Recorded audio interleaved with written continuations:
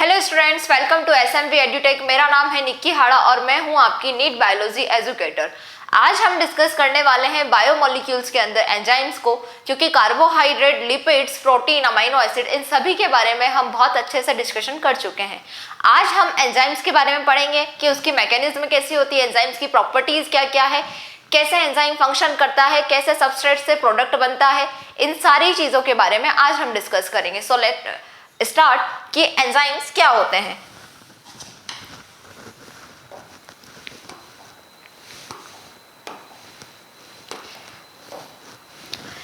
Enzymes जो है living cell के अंदर बायोकेमिकल रिएक्शंस को कैटेलाइज करते हैं, इसलिए एंजाइम्स का दूसरा नाम है बायोकैटेलिस्ट। तो मैं यहां पर क्या बोल सकती हूं, enzymes catalyse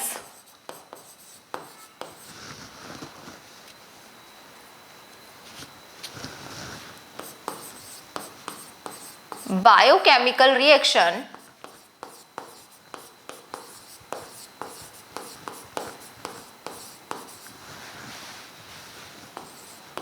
in living cells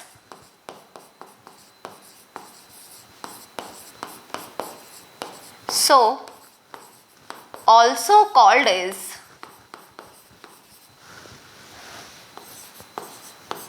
बायोकैटेलिस्ट। तो आपको ये पता होना चाहिए कि हम एंजाइम्स को बायोकैटेलिस्ट क्यों बोलते हैं, क्योंकि एंजाइम्स जो है हमारी बॉडी के अंदर यानी कि लिविंग सेल्स के अंदर बायोकेमिकल रिएक्शंस को कंडक्ट करवाने का काम करते हैं, कैटेलाइज करवाते हैं, इसलिए हम एंजाइम्स को बायोकैटेलिस्ट बोलते हैं। अब सबसे पहले एंजाइम जो था वो डिस्कवर हुआ था जाइमेज एंजाइम, और इसको किसने डिस्कवर किया था, बुकनर ने, ईस्ट सेल के अंदर। सो आपको नेक्स्ट लाइन में बता देती हूँ क्या पता रखना है एंजाइम का basic introduction. That first enzyme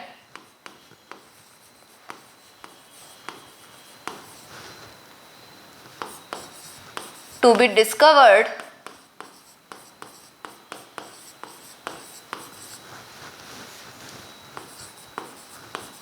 and isolated was Jaimez enzyme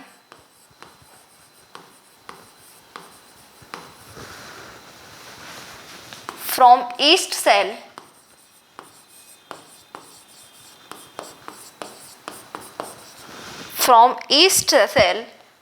by बुकनर। बुकनर ने सबसे पहले एंजाइम को डिस्कवर्ड किया था। कौन से एंजाइम को डिस्कवर्ड किया था, जाइमेज एंजाइम को डिस्कवर्ड किया था। किसके अंदर, ईस्ट सेल के अंदर बुकनर ने सबसे पहले जाइमेज एंजाइम को डिस्कवर्ड किया था, इसलिए इसका नाम क्या है आपका, इसका नाम है एंजाइम। अगर मैं इसको तोड़ के आपको बताऊं तो इन प्लस जाइम, यहां पर इन का मतलब है इन और जाइम यानी कि ईस्ट। ईस्ट सेल के अंदर सबसे पहले बुकनर ने क्या बताया था, जाइमेज एंजाइम को आइसोलेट किया था, डिस्कवर्ड किया था। और जाइमेज एंजाइम जो वर्ड है ये जो है आपके बुकनर ने जो है वो क्या किया था, एंजाइम डिस्कवर्ड किया था। कोहने ने एंजाइम वर्ड दिया था आपके, ठीक है। अब हम ये सिर्फ बात है नॉर्मल से इंट्रोडक्शन है किसका, एंजाइम का। अब हम प्रॉपर्टीज देखेंगे, एंजाइम की प्रॉपर्टीज क्या क्या होती हैं। तो आपको ये पता होना चाहिए कि मोस्टली जो एंजाइम्स हैं वो किससे मिलकर बने होते हैं, प्रोटीन से मिलकर बने हैं। लेकिन कुछ एंजाइम्स ऐसे भी हैं जो आरएनए से मिलकर बने हैं, इसलिए उन एंजाइम्स को हम बोलते हैं राइबोजाइम एंजाइम, ठीक है। मोस्टली एंजाइम्स किसके मिलकर बने हैं आपके, मोस्टली एंजाइम्स आपके बने हैं, मोस्टली एंजाइम्स प्रोटीन से मिलकर बने हैं, लेकिन कुछ एंजाइम्स आरएनए से मिलकर बने हैं। ये बात आपको पता होनी चाहिए। देखिए properties of enzyme.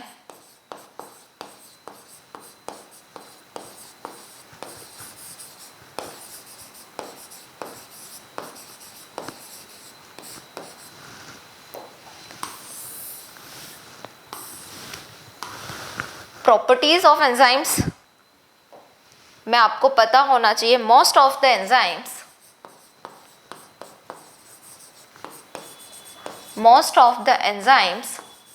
Are protein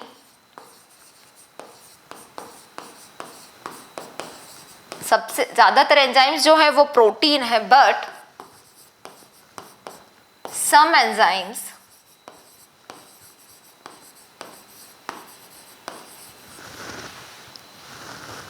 are RNA यानी कि न्यूक्लिक एसिड है। RNA और DNA क्या है आपके? न्यूक्लिक एसिड है। Some enzymes are RNA and are called ribozyme. जो RNA से मिलकर बने हुए हैं उन एंजाइम्स को हम बोलते हैं राइबोजाइम एंजाइम्स। ठीक है। दूसरी बात, दूसरी प्रॉपर्टी क्या है एंजाइम्स की, कि एंजाइम्स जो है वो क्या है आपके मैक्रोमोलिक्यूल्स हैं और किससे मिलकर बने होते हैं? मोस्टली एंजाइम्स जो प्रोटीन के मिलकर बने हैं, यानी कि वो किससे सिंथेसाइज हुए हैं? कंपोज हुए हैं अमाइनो एसिड से। ठीक है। और सिंथेसाइज हुए हैं जो राइबोजाइम वाले एंजाइम है वो किससे? राइबोसोम से। सो एंजाइम्स आर मैक्रोमोलिक्यूल्स। मैक्रोमोलिक्यूल्स क्या होते हैं? एंजाइम्स मैक्रोमोलिक्यूल्स होते हैं, ये याद रखना। Enzymes are macromolecules composed of amino acid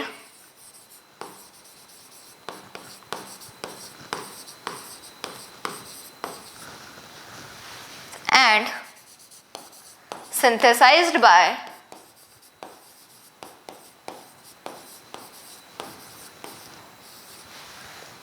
ribosome under genetic, synthesized by ribosomes under genetic control।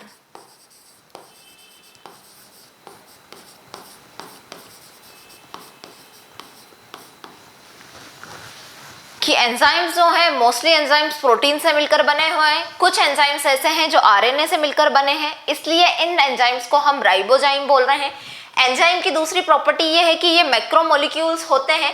किसके कंपोजिशन में होते हैं? अमाइनो एसिड के कंपोजिशन में होते हैं। और सिंथेसाइज किससे होते हैं? राइबोजाइम से। क्योंकि जो राइबोसोम्स हैं वहीं पर प्रोटीन सिंथेसाइज होता है और मोस्टली एंजाइम्स जो है प्रोटीन है।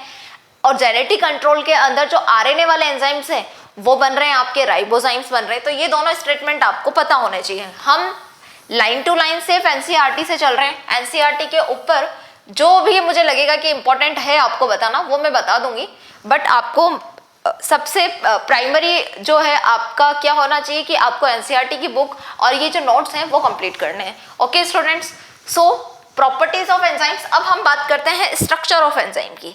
किसकी बात करते हैं बच्चा? स्ट्रक्चर ऑफ एंजाइम की। अब आपको ये पता है कि मोस्टली एंजाइम्स क्या होते हैं बच्चा? प्रोटीन होते हैं। तो जैसा प्रोटीन का स्ट्रक्चर होता है वैसा ही स्ट्रक्चर किसका होता है? एंजाइम्स का होगा।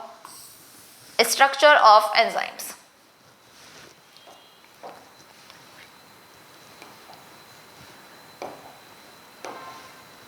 देखिए, तो प्रोटीन का जो प्राइमरी स्ट्रक्चर है आपने देखा हुआ है कैसा? एक सिंगल स्ट्रेट चेन होती है अमाइनो एसिड्स की जो किससे? पेप्टाइड बॉन्ड से आपस में जुड़ी हुई है। तो एंजाइम्स का प्राइमरी स्ट्रक्चर भी वैसे ही होगा, यानी कि वहां पे किसी भी तरह की कोई भी एक्टिव साइट प्रेजेंट नहीं होगी। सेकेंडरी स्ट्रक्चर में भी एक्टिव साइट प्रेजेंट नहीं होगी। टर्सरी स्ट्रक्चर में क्या होती है? एक्टिव साइट होती है। प्रोटीन की भी टर्सरी स्ट्रक्चर में एक्टिव साइट प्रेजेंट होती है। क्यों? क्योंकि प्रोटीन का जो टर्सरी स्ट्रक्चर है वो एंजाइम्स की तरह प्रॉपर काम करेगा जो एंजाइम्स प्रोटीन से मिलकर बने हुए थे। यानी कि प्रोटीन के टर्सरी स्ट्रक्चर में, इज दैट मीन एंजाइम के टर्सरी स्ट्रक्चर में एक्टिव साइट प्रेजेंट होती है, यानी कि वो फंक्शनल होता है। अब प्रोटीन में मैंने दो चीजें बताई थी आपको। एक तो टर्सरी प्रोटीन मैंने बताया था ग्लोब्यूलर वाला होता है उसका स्ट्रक्चर, एक होता है फाइब्रस। तो यहाँ पर जो एंजाइम टर्सरी एंजाइम का स्ट्रक्चर होगा जहां पे एक्टिव साइट प्रेजेंट होगी वो किस टाइप का होगा? ग्लोब्यूलर प्रोटीन से मिलकर बना होगा, तभी तो वो फंक्शन करेगा। क्योंकि जितने भी फाइब्रस वाले थे वो तो स्ट्रक्चर बनाने में काम कर रहे थे ना। तो देखिए, सबसे पहले स्ट्रक्चर ऑफ एंजाइम्स में नंबर 1 पर है आपका प्राइमरी स्ट्रक्चर। क्या है बच्चों? आपका प्राइमरी स्ट्रक्चर है। प्राइमरी स्ट्रक्चर एकदम स्ट्रेट चेन होता है, देखा हुआ है आप लोगों ने, तो इस तरह से मिलकर बना होता है। ये अमाइनो एसिड्स हैं और ये किससे मिलकर जुड़े हुए हैं? पेप्टाइड बॉन्ड से जुड़े हुए हैं। यानी कि प्राइमरी स्ट्रक्चर जो होता है प्रोटीन का वो क्या होता है? Lack active site. यहाँ पर किसी तरह का कोई भी एक्टिव साइट प्रेजेंट नहीं है। सेकंड पर एंजाइम का सेकेंडरी स्ट्रक्चर। आपको पता है प्राइमरी स्ट्रक्चर क्या करेगी, अपने आप में फोल्डिंग बनाएगी और ये किसकी, हेलिक्स की फॉर्म में प्रेजेंट हो जाएगी। ठीक है, इस तरह से हेलिक्स की फॉर्म में प्रेजेंट होगी। और सेकेंडरी स्ट्रक्चर प्रोटीन का हमने देखा था कि वो भी क्या होता है, सेकेंडरी स्ट्रक्चर जो प्रोटीन का है वो भी कहीं से कहीं तक एक्टिव नहीं होता है, काम नहीं करता है, फंक्शन नहीं करता है। क्यों? क्योंकि ये भी क्या होता है, यहाँ पर भी एक्टिव साइट एब्सेंट होती है, यानी कि lack of active site, lack active site.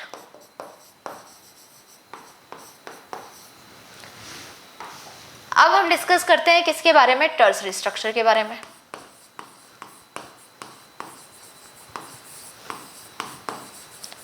Tertiary structure protein का कैसा होता है, ग्लोब्यूलर वाले की बात कर रहे हैं हम। देखिए यहां पे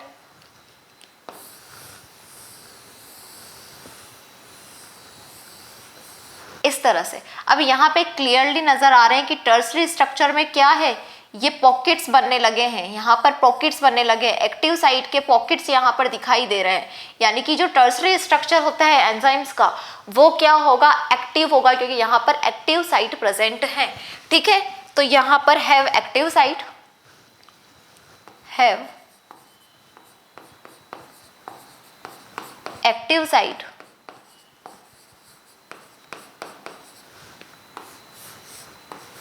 दूसरी बात ये देखिए, मोस्ट ऑफ द एंजाइम्स जो है वो टर्सरी स्ट्रक्चर में ही प्रेजेंट होते हैं। मोस्ट ऑफ द एंजाइम्स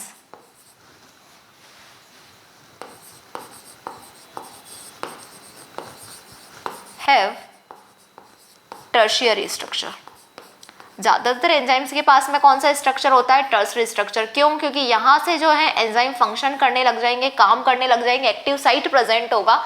और ये टर्सरी स्ट्रक्चर किस टाइप का होगा, ग्लोब्यूलर टाइप का होगा, ऊन के गोले जैसा, जैसा कि प्रोटीन का स्ट्रक्चर था वैसा होगा। तो ये टर्सरी स्ट्रक्चर है।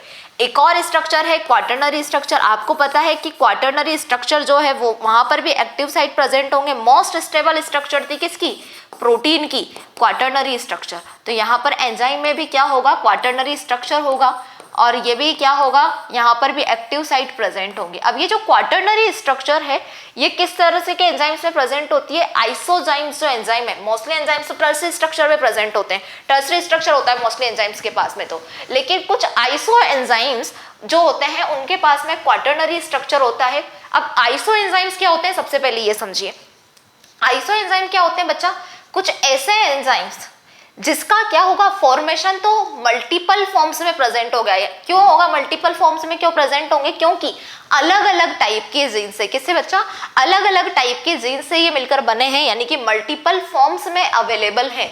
लेकिन इनके फंक्शन जो होंगे, ये काम जो करेंगे वो एक जैसा काम करेंगे, यानी कि एक्टिविटी इनकी एक जैसी होगी, लेकिन इनका फॉर्मेशन जो है वो मल्टीपल फॉर्म्स में प्रेजेंट होगा, अलग अलग फॉर्म्स में प्रेजेंट होंगी। क्यों? क्योंकि अलग अलग टाइप की जीन से बने हुए हैं।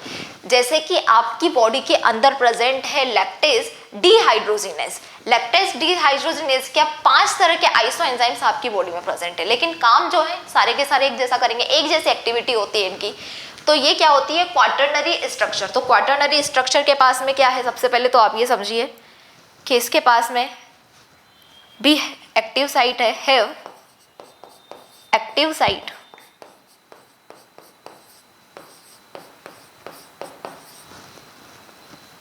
कहाँ मिलता है ये, seen in iso enzyme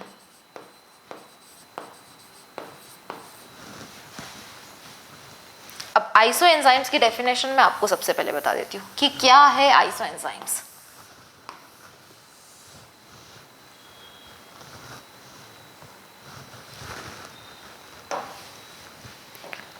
iso enzyme समझते हैं बच्चा सबसे पहले, अभी मैंने बताया ये आइसो एंजाइम्स क्या होता है। आइसो एंजाइम्स है multiple forms of enzyme, multiple forms of an enzyme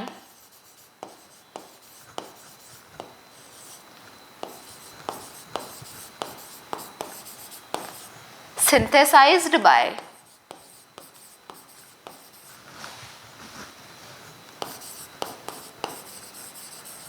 different genes। Multiple form किसकी, एंजाइम्स की, जो किससे बने हुए हैं, डिफरेंट टाइप ऑफ जीन्स से बने हुए हैं, but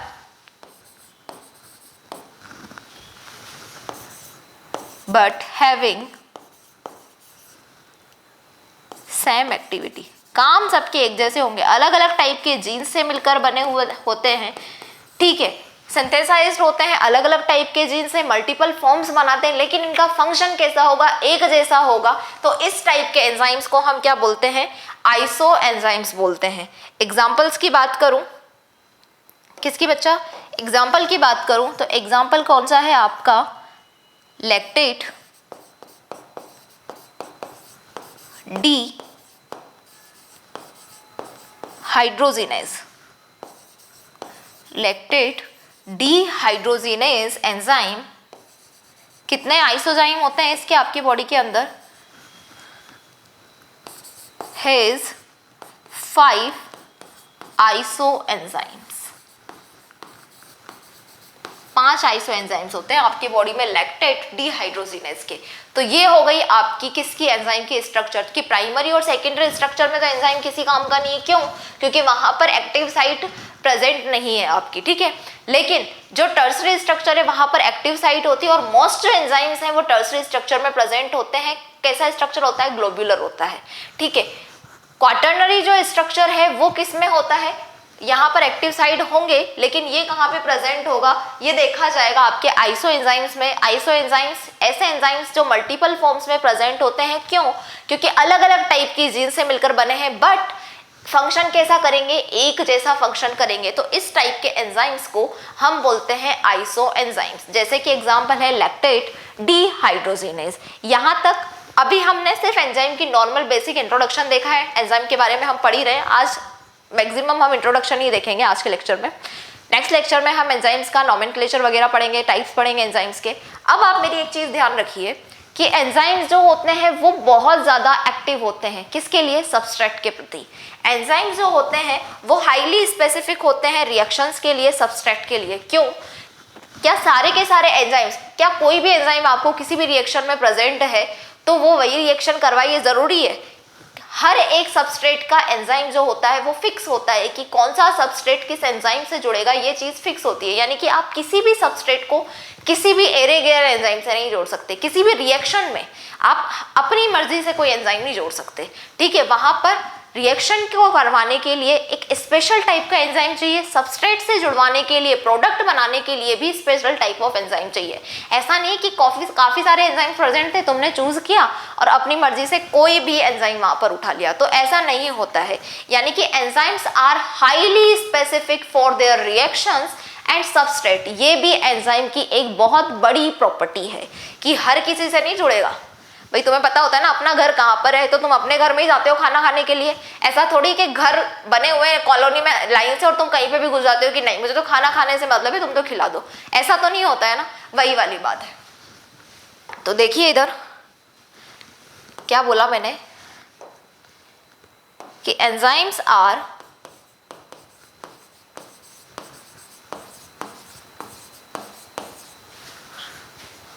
highly specific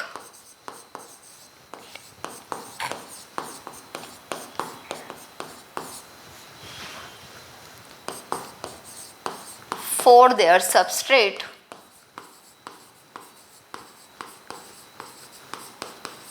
or reactions।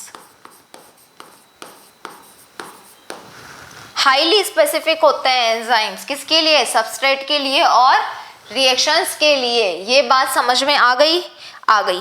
अब आपकी बॉडी के अंदर जो एंजाइम्स हैं उनको हम बोलते हैं बायो कैटेलिस्ट, लेकिन जो केमिस्ट्री लैब में हम एंजाइम्स यूज करते हैं उनको हम बोलते हैं इनऑर्गेनिक कैटेलिस्ट।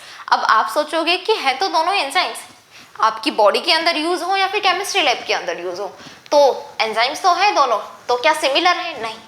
आपकी बॉडी के अंदर जो एंजाइम्स होते हैं वो अलग टाइप से फंक्शन करते हैं, उनकी डिमांड अलग होती है। लेकिन जो केमिस्ट्री लैब के अंदर जो एंजाइम्स हैं उनकी बात अलग होती है। जैसे कि आपकी बॉडी में जो बायो कैटेलिस्ट हैं, जिनको एंजाइम्स जिनको हम बायो कैटेलिस्ट बोल रहे हैं, वो एंजाइम्स हाई टेम्परेचर पर, हाई पीएच पर फंक्शन नहीं कर सकते, वो डैमेज हो जाते हैं हाई टेम्परेचर, यानी कि थर्मोसेंसिटिव होते हैं। थर्मोसेंसिटिव क्या होता है? हाई टेम्परेचर पर एंजाइम्स का डैमेज हो जाना। लेकिन जो केमिस्ट्री लैब के अंदर जो इनऑर्गेनिक कैटेलिस्ट आप यूज कर रहे हो, वो एंजाइम्स क्या होते हैं बच्चों? वो हाई जो थर्मोसेंसिटिव है वो नहीं होते, यानी कि वो हाई टेम्परेचर हाई प्रेशर पे भी बहुत अच्छे से फंक्शन कर सकते हैं, इसलिए उनको इनऑर्गेनिक क्या बोलते हैं हम, कैटलिस्ट बोलते हैं। तो यहाँ पर दो तरह के एंजाइम्स मैं आपको बता रही हूँ। एक है आपका एंजाइम्स जो आपकी बॉडी के अंदर प्रेजेंट है, जिसको हम बोल रहे हैं bio catalyst.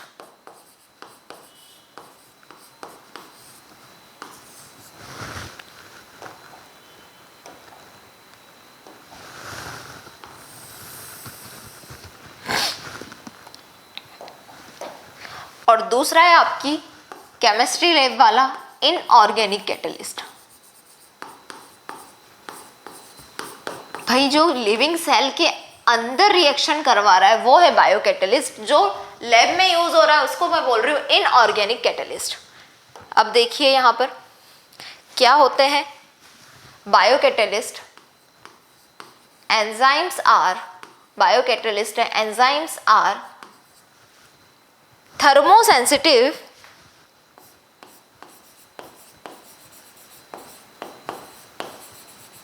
enzymes are thermosensitive and get damaged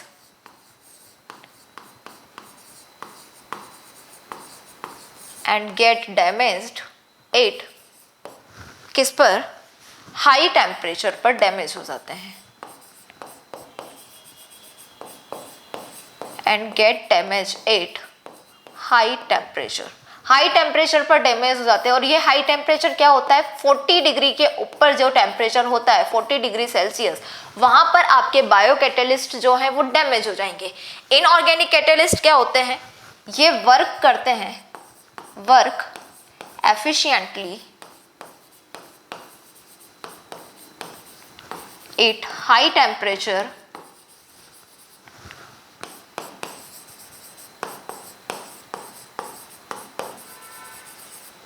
and high pressure. इनको कुछ नहीं होता, तुम कितना भी प्रेशर दे दो, कितना भी टेम्परेचर दे दो, इनऑर्गेनिक कैटलिस्ट जो हैं वो क्या करेंगे, वो प्रॉपर फंक्शन करेंगे, बहुत अच्छे से फंक्शन करेंगे, हाई टेम्परेचर पर भी और हाई प्रेशर पे भी। अब बायो तो बिना एक्सेप्शंस के चलती नहीं है, तो यहाँ पर जो बायो कैटलिस्ट है उसके लिए एक एक्सेप्शन मैं यूज करूंगी। एक्सेप्शन कौन सा है,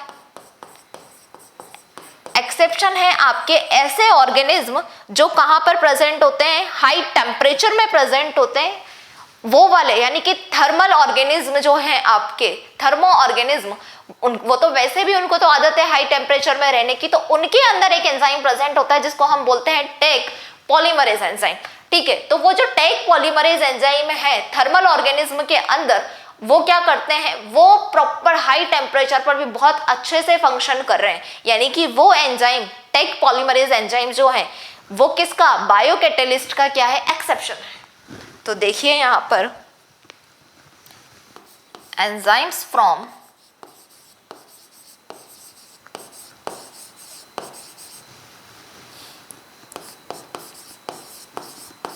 थर्मोफिलिक ऑर्गेनिज्म, ऐसे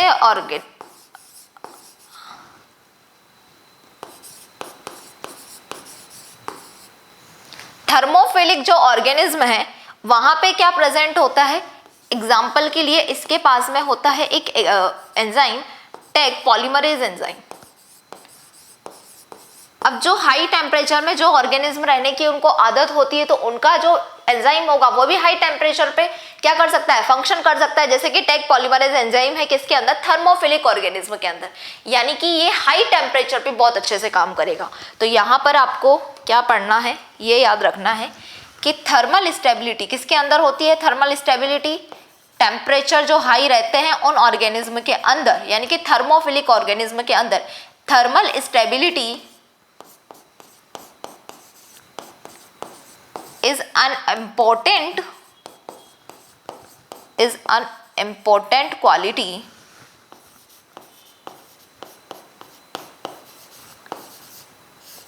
of enzyme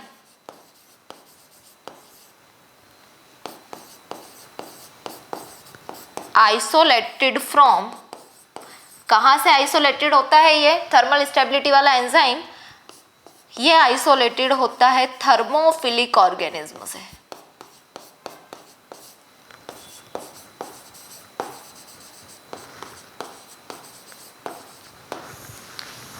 तो क्या बताया मैंने कि ऐसा एंजाइम जो आपकी बॉडी में है, लिविंग सेल के अंदर बायोकेमिकल रिएक्शंस करवा लेते हैं, उनको बायोकैटेलिस्ट बोलते हैं, पहले भी बताया था।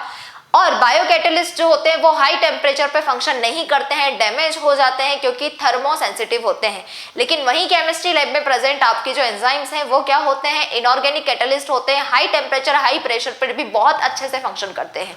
कुछ ऐसे ऑर्गेनिज्म जो हाई टेम्परेचर पर रहते हैं जिन्हें हम बोलते हैं थर्मोफिलिक ऑर्गेनिज्म, उनके अंदर थर्मल स्टेबिलिटी होती है, यानी कि टेम्परेचर जो है उसको होल्ड करने की कैपेसिटी होती है। हाई टेम्परेचर पे भी उनके अंदर प्रेजेंट एंजाइम बहुत अच्छे से फंक्शन करते हैं। उसका एग्जांपल है टेक पॉलीमरेज एंजाइम। और ये जो एंजाइम है इसके किसके अंदर प्रेजेंट होता है, थर्मोफिलिक ऑर्गेनिज्म के अंदर प्रेजेंट होता है, यानी कि वो हाई टेम्परेचर पे बहुत अच्छे से फंक्शन करता है। अब हम बात करते हैं कि एंजाइम्स की प्रेजेंस में क्या हो रही है, रिएक्शन हो रही है, और एक हो रही है एंजाइम्स की एब्सेंस में रिएक्शंस। तो एंजाइम की प्रेजेंस में जो रिएक्शन होती है उस पर क्या फर्क पड़ता है, और एंजाइम की एब्सेंट में जो रिएक्शन हो रही है वहां पर क्या फर्क पड़ता है। यानी कि कैटेलिटिक जो है आपकी क्या रिएक्शंस हैं, कैटेलिटिक रिएक्शन और अनकैटेलिटिक रिएक्शंस, उन दोनों के बीच में हम देखते हैं कि क्या काम है एंजाइम्स का। हम बोल रहे हैं एंजाइम एंजाइम, तो एक्चुअल में एंजाइम है क्या भाई, कर क्या रहा है ये रिएक्शंस के अंदर। तो finally we are talking about, किसके बारे में बात कर रहे हैं हम, uncatalysed reaction, uncatalysed reaction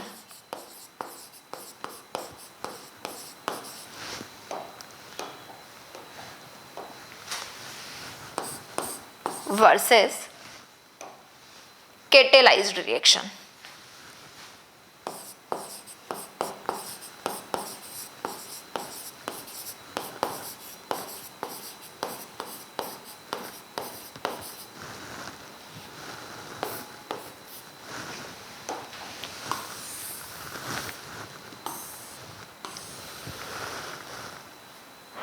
uncatalysed reaction versus catalysed reaction.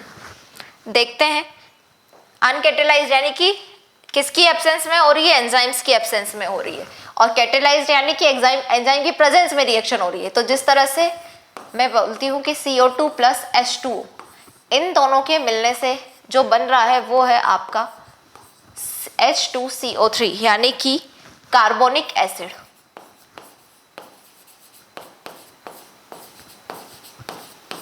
ठीक है, और ये जो कार्बोनिक एसिड है ये टूट के वापस CO2 H2O में भी कन्वर्ट हो सकता है, यानी कि CO2 H2O से H2CO3 कार्बोनिक एसिड बन रहा है, कार्बोनिक एसिड वापस से टूट के वाटर एंड कार्बन डाइऑक्साइड बना लेता है। पहली तो ये बात है।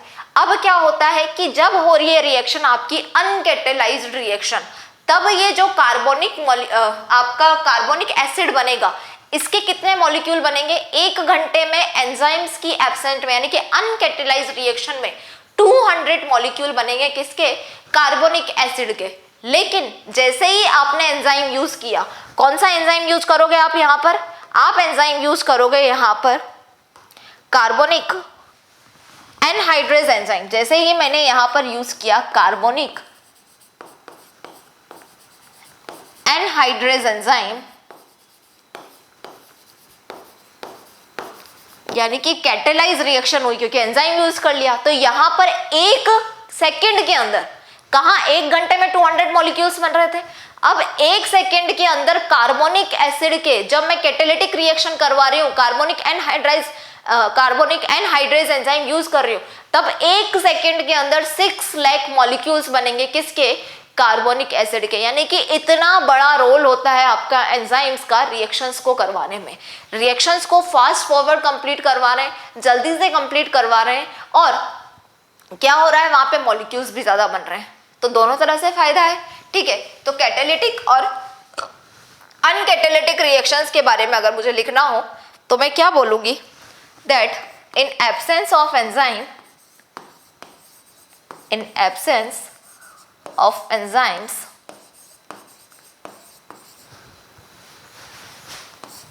क्या हो रहा था, 1 आवर में कितने 200 मॉलिक्यूल्स बन रहे हैं, 200 मॉलिक्यूल्स ऑफ कार्बोनिक एसिड, किसमें? एंजाइम की एब्सेंस में। लेकिन in presence of enzyme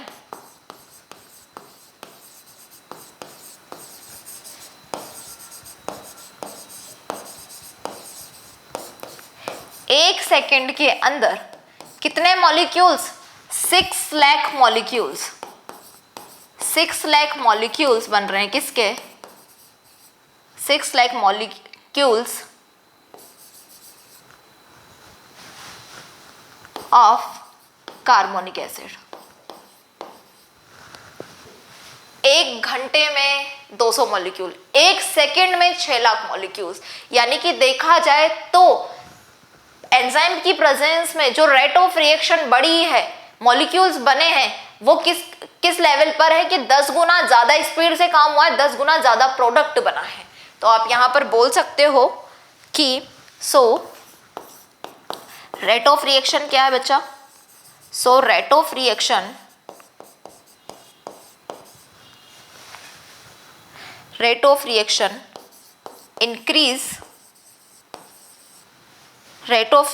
increases about 10 million times।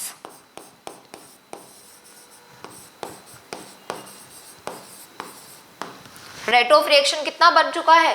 10 million times बढ़ चुका है भाई।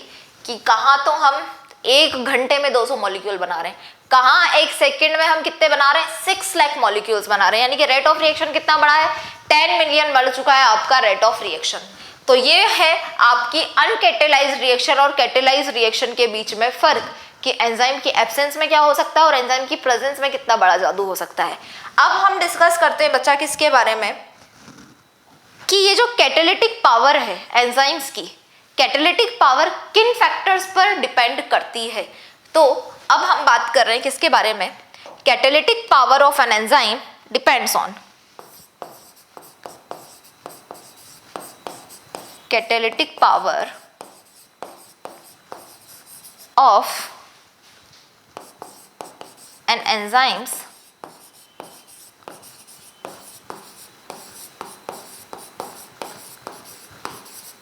depends on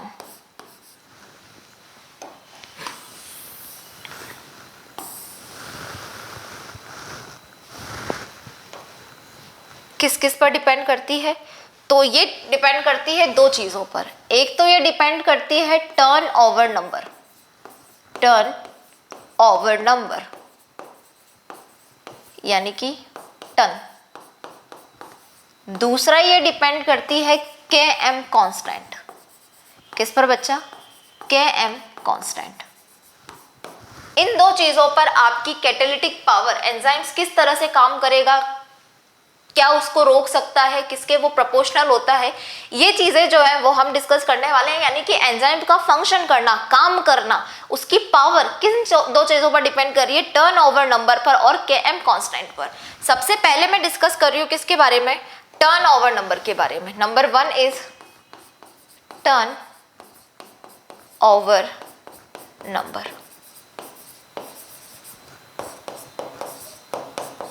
टर्न, ठीक है, क्या होता है ये देखिए,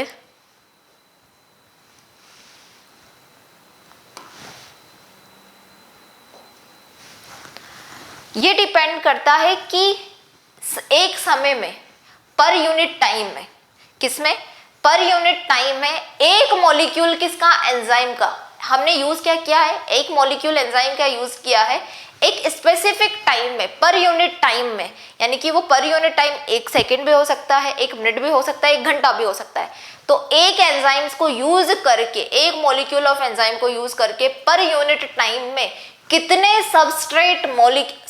सबस्ट्रेट आपके प्रोडक्ट को बनाने का काम कर रहे हैं, कितने सबस्ट्रेट से प्रोडक्ट बन रहा है, इसको हम बोलते हैं टर्न ओवर नंबर। यानी कि एक पर्टिकुलर टाइम में एक मॉलिक्यूल ऑफ एंजाइम को यूज करके हम सबस्ट्रेट से प्रोडक्ट का फॉर्मेशन कर रहे हैं, तो इसको बोलते हैं टर्न ओवर नंबर। तो यहां पर लिखो number of substrate molecules, number of substrate molecules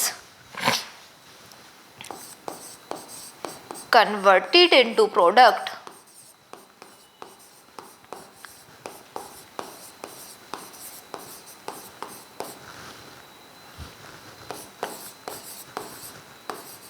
per unit time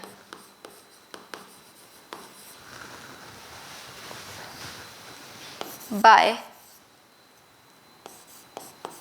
1 molecule of enzyme.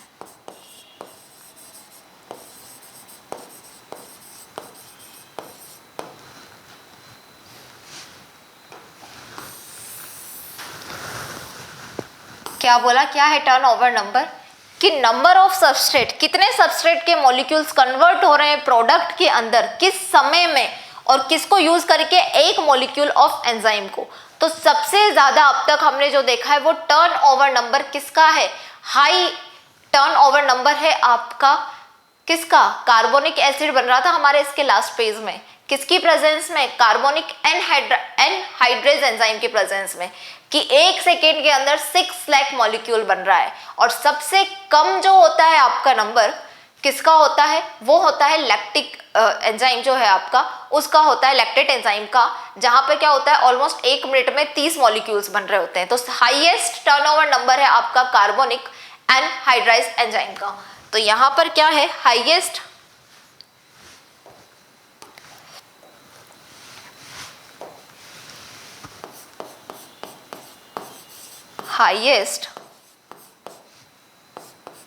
Turnover number किसका है, highest turnover number carbonic anhydrase enzyme का।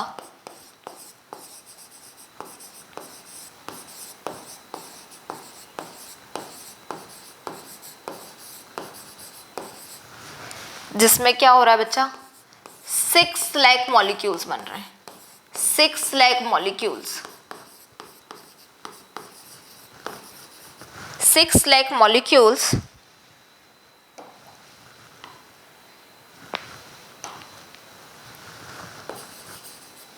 ऑफ प्रोडक्ट कितने समय में, पर सेकेंड, 1 सेकेंड के अंदर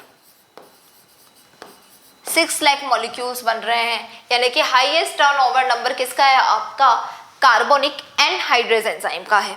ठीक है, यानी कि जितना टर्नओवर नंबर बढ़ेगा, हाईएस्ट नंबर है, टर्नओवर नंबर जितना ज्यादा बढ़ेगा यानी कि उतने ज्यादा प्रोडक्ट बन रहे हैं। ठीक है, तो मैं बोल सकती हूँ कि टर्नओवर नंबर किसके प्रपोजनल है, कैटालिटिक पावर के प्रपोजनल है, यानी कि कैटालिटिक पावर बढ़ती जा रही है, टर्नओवर नंबर भी बढ़ता जा रहा है। Is that mean catalytic power of an enzyme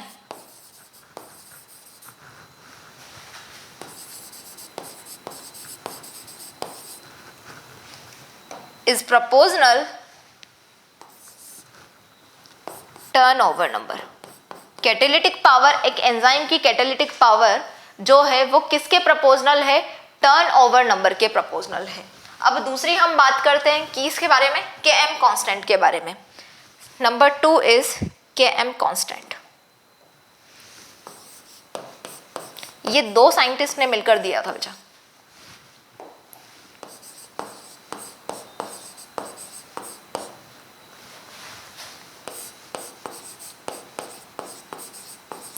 जिनका नाम था माइकेलिस maintain constant.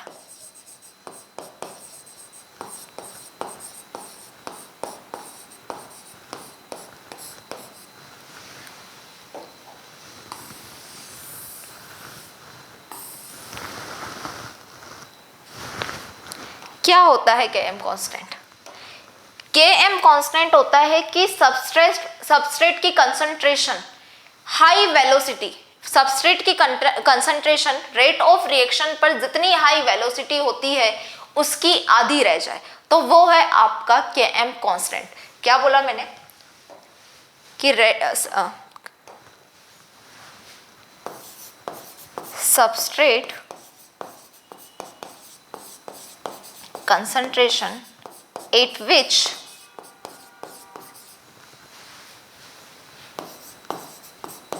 rate of reaction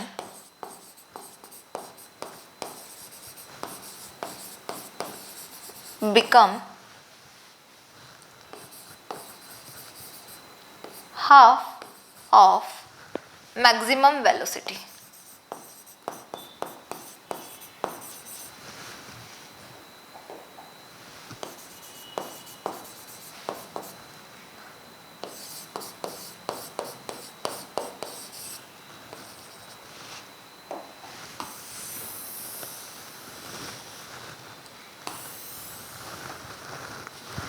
यानी कि एक आइडियल जो आपका एंजाइम होगा उसका Km कांस्टेंट क्या होगा, कम होना चाहिए।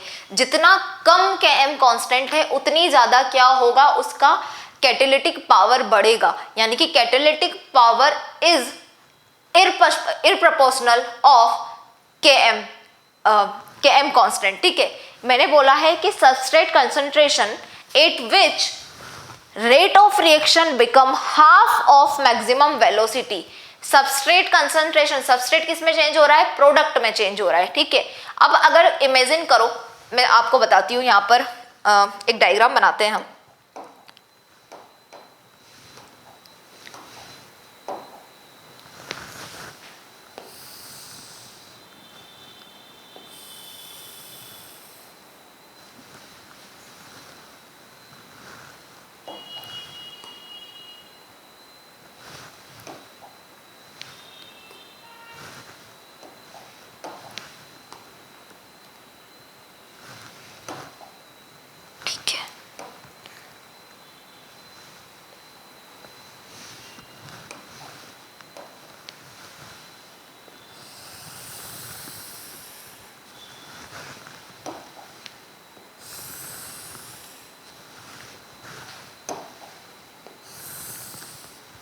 इधर देखो, ये यहाँ पर ये जो ये वाली लाइन रिप्रेजेंट कर रही है, ये रिप्रेजेंट करती है substrate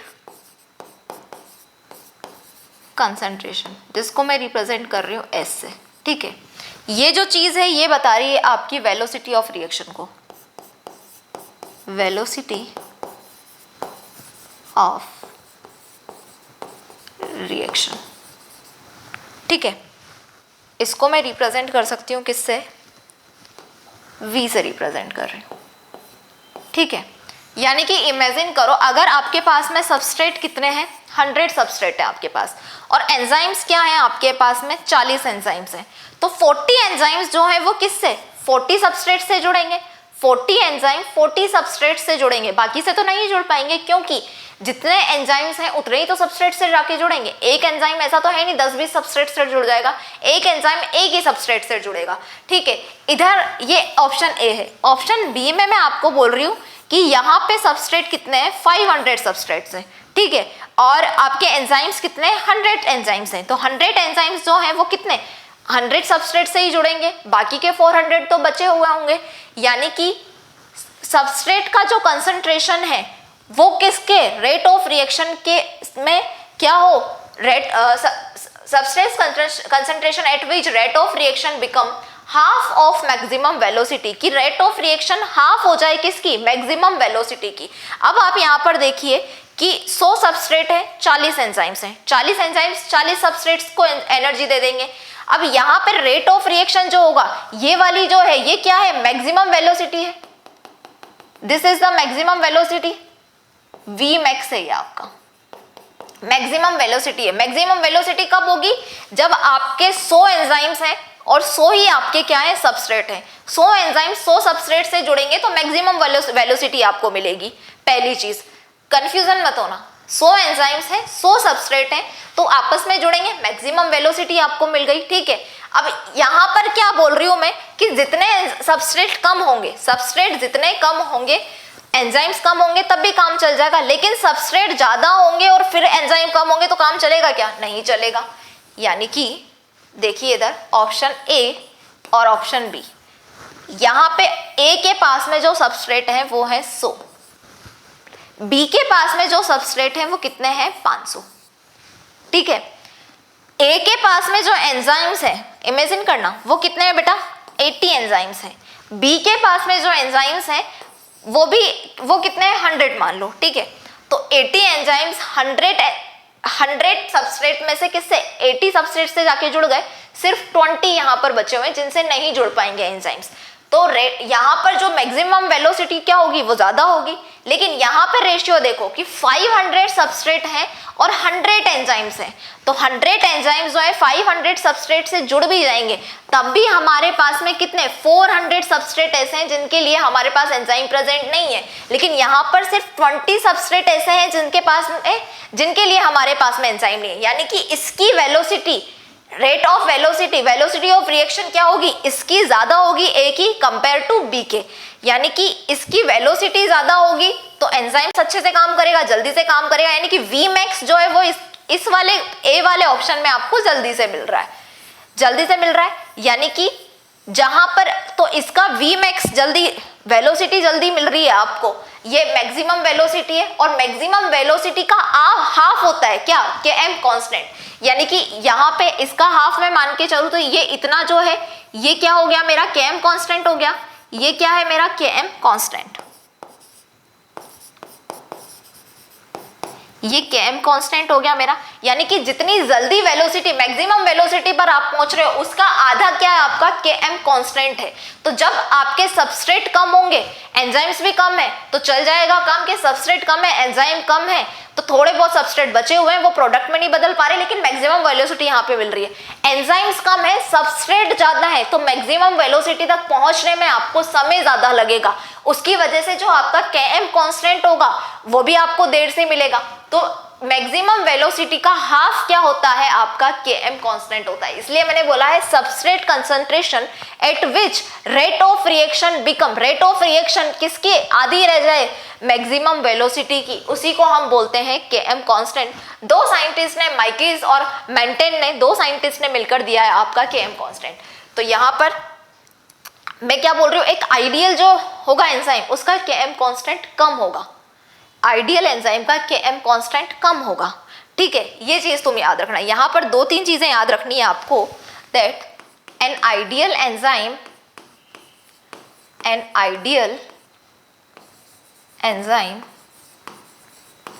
have low K M constant.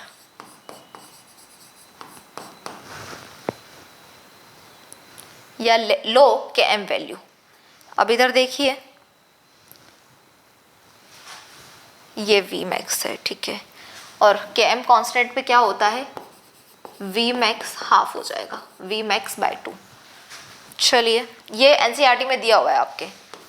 Next line क्या है, लो के एम वैल्यू का मतलब क्या है, low K M value represent, low Km value represent that affinity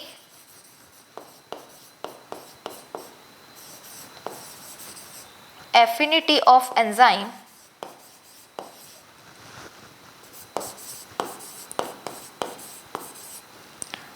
to bind with substrate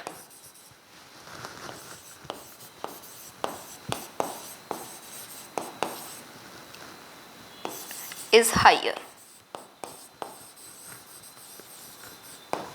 क्या बोला हमने कि कम के एम वैल्यू का मतलब ये है कि एंजाइम का सबस्ट्रेट से जुड़ने की जो पॉसिबिलिटी है, एफिनिटी, जो पावर है, एफिनिटी का मतलब है पावर है, वो क्या है, वो ज्यादा है।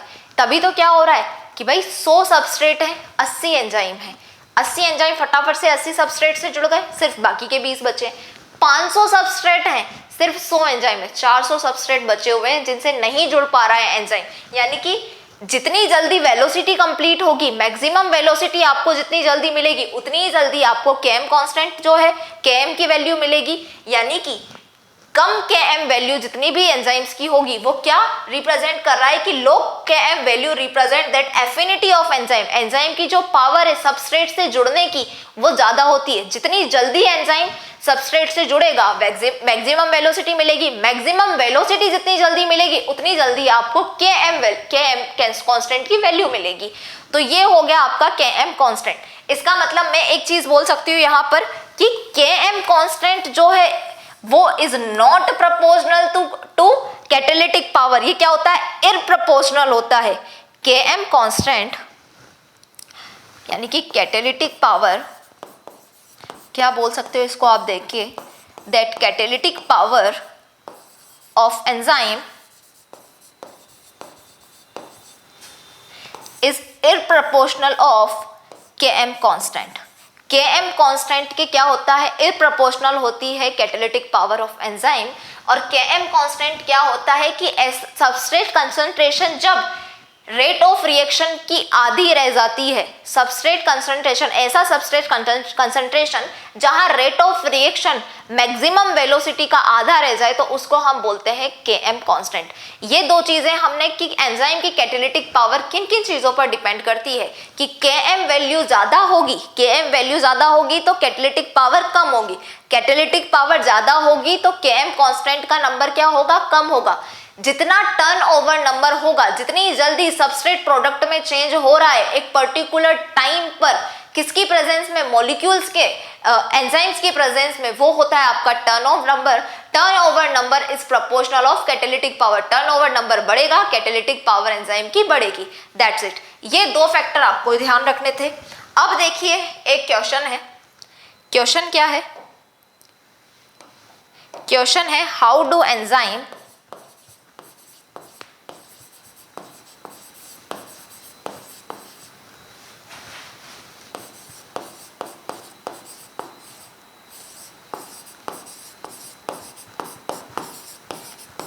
about such high, how do enzyme bring about such high rate of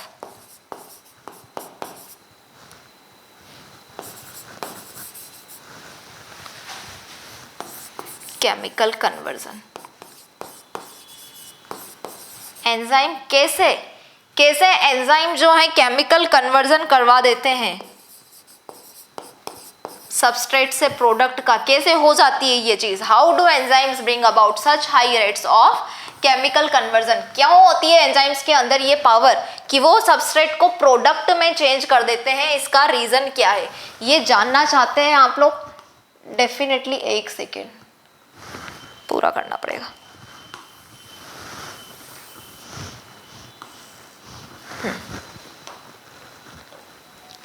कैसे होता है भाई कन्वर्ट?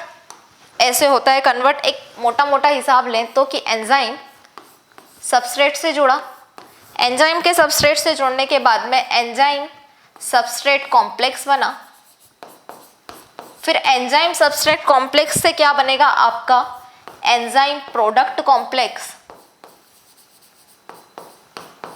और फिर ये किसमें एंजाइम और प्रोडक्ट जो है वो अलग हो जाएगा। यहां पर मोटा मोटा तुम ये देख लो कि किसको मैं क्या बोल रही हूं। पहले तो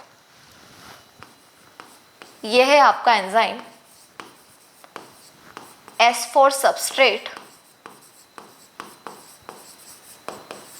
ये एंजाइम सबस्ट्रेट कॉम्प्लेक्स क्या होता है? ऑब्लिगेटरी, यानी कि होता तो कंपल्सरी है, ये नहीं बनेगा तो आगे का प्रोसेस ही नहीं होगा। ऑब्लिगेटरी और ट्रांजिएंट, यानी कि टेम्पररी बनता है, टेम्पररी। एंजाइम सबस्ट्रेट कॉम्प्लेक्स जो है, जब एंजाइम सबस्ट्रेट से जुड़ेगा तो क्या बनेगा एंजाइम सबस्ट्रेट कॉम्प्लेक्स बनेगा। और एंजाइम सबस्ट्रेट कॉम्प्लेक्स बनना कंपल्सरी, यानी कि बनेगा ही बनेगा, लेकिन क्या होता है टेम्पररी होता है। थोड़ी देर बाद जो है टूट जाता है एंजाइम सबस्ट्रेट कॉम्प्लेक्स और किस में कन्वर्ट हो जाता है एंजाइम प्रोडक्ट कॉम्प्लेक्स में। फिर एंजाइम प्रोडक्ट कॉम्प्लेक्स आपस में अलग होगा, एंजाइम अलग हो जाएगा और यहां पर आपका क्या प्रोडक्ट अलग हो जाएगा, P फॉर प्रोडक्ट। ऐसा क्यों हुआ? क्यों एंजाइम सिर्फ सबस्ट्रेट से ही जुड़ते हैं भाई? ये देखो, अगर मैं एक एंजाइम का स्ट्रक्चर की मैं बात करूं तो एंजाइम के पास में इस तरह से क्या होते हैं आपके एक्टिव साइट प्रेजेंट होते हैं। किसके पास में? एंजाइम के पास में इस तरह से एक्टिव साइट प्रेजेंट होता है और इनएक्टिव साइट्स में जाके आपके क्या होते हैं सबस्ट्रेट जुड़ते हैं। ये जो है ये क्या है एंजाइम की एक्टिव साइट है, ये है आपका एक्टिव साइट।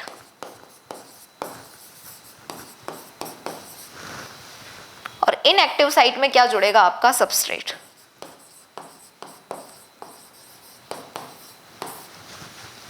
एंजाइम के पास में एक्टिव साइट कब होता है? उसकी टर्शरी और क्वाटरनरी स्ट्रक्चर में। प्राइमरी और सेकेंडरी स्ट्रक्चर में किसी तरह का कोई भी एक्टिव साइट प्रेजेंट नहीं है।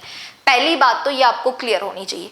दूसरी बात कि एंजाइम के अंदर जो एक्टिव साइट है उसमें जाके जुड़ता है सबस्ट्रेट। तो क्या किसी भी एंजाइम के साथ कोई भी सबस्ट्रेट जुड़ता है? नहीं।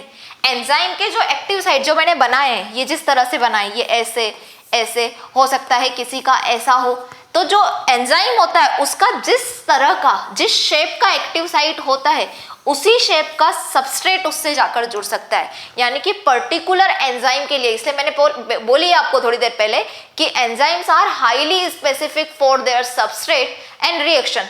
एंजाइम हर किसी सबस्ट्रेट से नहीं जुड़ता है, स्पेशल सबस्ट्रेट से, कि एंजाइम का फिक्स होता है कि मुझे किस सबस्ट्रेट से जाके जुड़ना है, उसके एक्टिव साइट उस सबस्ट्रेट से मिलते जुलते होना चाहिए। तभी तो जैसे ताला चाबी, लॉक एंड की हाइपोथेसिस आप पढ़ोगे, लॉक एंड की हम लोग जनरली एनसीईआरटी बेस्ड ही चीजें पढ़ेंगे, काफी सारी हाइपोथेसिस होती है वैसे तो, लेकिन लॉक एंड की हाइपोथेसिस की मैं बात करूं तो हर एक चाबी के लिए, हर एक ताले के लिए एक स्पेसिफिक की होती है। ऐसा तो नहीं है ना कि तुम किसी भी ताले से, किसी भी चाबी को, किसी भी चाबी से, किसी भी की से, सॉरी माय मिस्टेक, किसी भी की से तुम किसी भी लॉक को खोल सकते हो क्या? नहीं खोल सकते हो। एक पर्टिकुलर की को से एक पर्टिकुलर लॉक ओपन होता है, वैसे एक पर्टिकुलर एंजाइम से एक पर्टिकुलर सबस्ट्रेट जुड़ता है। क्यों? क्योंकि एक्टिव साइट का जो शेप होता है वैसा सबस्ट्रेट का शेप होना चाहिए, तब जाके एंजाइम सबस्ट्रेट कॉम्प्लेक्स बना। एंजाइम सबस्ट्रेट कॉम्प्लेक्स बनने का रीजन क्या है कि ये दोनों आपस में जुड़ेंगे तभी ये प्रोडक्ट, एंजाइम प्रोडक्ट कॉम्प्लेक्स में कन्वर्ट होंगे। अब प्रोडक्ट बनाना है सबस्ट्रेट से तो एंजाइम सबस्ट्रेट कॉम्प्लेक्स बनना कंपलसरी है, लेकिन थोड़े टाइम के लिए बनेगा, क्योंकि वहां पर जो ट्रांजिएंट एनर्जी होती है वो बहुत हाई होती है, हाई रिच होती है। और तुम्हें पता है जितनी ज्यादा तेजी से ऊपर कोई चीज जाएगी उतनी जल्दी से नीचे आएगी, यानी कि हाई रिच एनर्जी होगी तो वो टूटेगा भी जल्दी। फटाफट से किस में, एंजाइम प्रोडक्ट कॉम्प्लेक्स में चेंज हो जाता है और फिर उसके बाद में एंजाइम और प्रोडक्ट बन जाते हैं आपके। इसको आपकी एनसीईआरटी में थोड़ा अलग तरीके से बताया हुआ है, मैं यहीं पे बता देती हूँ तुम्हें। पहले तो इसको मैं छोटा करूं, चलो यहां पर आओ। जैसे ये है आपका कोई सबस्ट्रेट, ठीक है, सबस्ट्रेट। अब ये जो सबस्ट्रेट है क्या ये डायरेक्टली एंजाइम से जुड़ जाता है, प्रोडक्ट बना लेता है? नहीं। एंजाइम, ये जो सबस्ट्रेट है जब एंजाइम से जुड़ेगा तो इसके अंदर इसके कुछ बॉन्ड्स क्या होंगे, टूटेंगे, जिसकी वजह से इसके स्ट्रक्चर में थोड़ा बहुत डिफरेंस आएगा, ठीक है। तो मान लो ये सबस्ट्रेट पहले ऐसा था, अब इसका स्ट्रक्चर चेंज हो गया और इसका स्ट्रक्चर कुछ ऐसा हो गया, ठीक है। यानी कि इसका स्ट्रक्चर क्यों चेंज हुआ? क्योंकि यहां पर जो ओल्ड बॉन्ड्स थे, ओल्ड बॉन्ड्स आर ब्रेक, ये ब्रेक हुए हैं, ठीक है। अब ओल्ड बॉन्ड जैसे ही टूटे, अब क्या होगा, धीरे धीरे नए बॉन्ड्स भी बनेंगे। ओल्ड बॉन्ड ब्रेक होने के बाद में इसकी क्या होगी, एनर्जी भी बढ़ेगी। एकदम से ये एंजाइम सबस्ट्रेट कॉम्प्लेक्स से एंजाइम प्रोडक्ट कॉम्प्लेक्स में चेंज हो रहा है, तो ओल्ड बॉन्ड्स जो है जब ब्रेक हो रहे हैं तो क्या हो रहा है बच्चा, बार बार में ओल्ड बॉन्ड्स जैसे ही ब्रेक हो रहे हैं वैसे ही क्या हो रहा है आपका, बार बार में स्ट्रक्चर चेंज हो रहा है। पहले ये स्ट्रक्चर बना, अब इमेजिन करो इसका स्ट्रक्चर और चेंज हो गया इस तरह से, अब ये थोड़ा और बड़ा स्ट्रक्चर हो गया, ठीक है। तो ये वाला जो स्ट्रक्चर है ये बनेगा, तब क्या होगा यहाँ पर, इसको हम बोलते हैं यहाँ पे ट्रांजिशन स्टेट आएगी। क्या आएगी बच्चा, ट्रांजिशन स्टेट।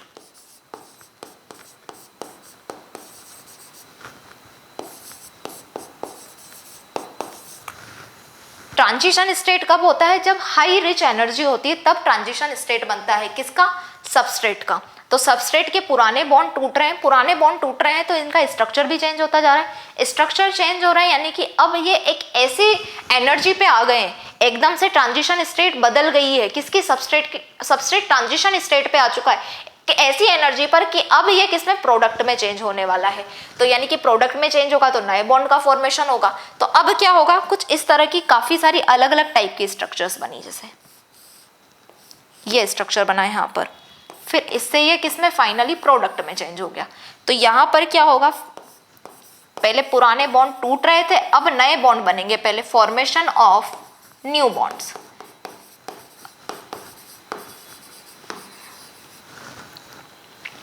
और ये बन गया आपका प्रोडक्ट। ये जो ट्रांजिशन स्टेट होती है इसकी एनर्जी क्या होती है, हाई एनर्जी रिच होता है और हाईली अनस्टेबल कंडीशन होती है। हाई एनर्जी रिच और हाईली अनस्टेबल।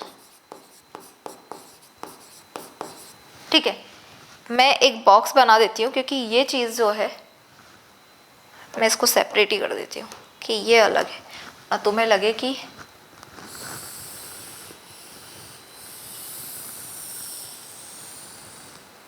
ये चीज़ टोटली अलग है। देखिए इधर मैंने क्या बोला, सबस्ट्रेट से प्रोडक्ट बनना है, क्या डायरेक्ट बन जाएगा? नहीं बनेगा।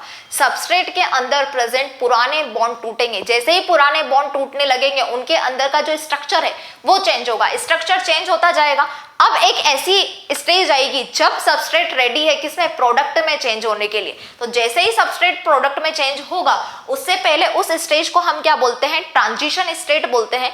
ट्रांजिशन स्टेट जो है हाईली अनस्टेबल है, यहाँ पर एनर्जी रिच है, एनर्जी रिच एनर्जी ज्यादा है, अनस्टेबल है, इसलिए ये अनस्टेबल होने के बाद में ये स्टेबल प्रोडक्ट बनाती है। प्रोडक्ट बनाने से पहले यहाँ पर क्या होगा, कुछ नए बॉन्ड्स का फॉर्मेशन होगा, यानी कि यहां से लेकर, मैं आपको बताऊं, यहां से लेकर यहां तक की जो स्ट्रक्चर है इसको आपकी एनसीईआरटी क्या बोलती है, इसको आपकी एनसीईआरटी बोलती है ऑल्टर्ड स्ट्रक्चर। क्या बोलती है? ऑल्टर्ड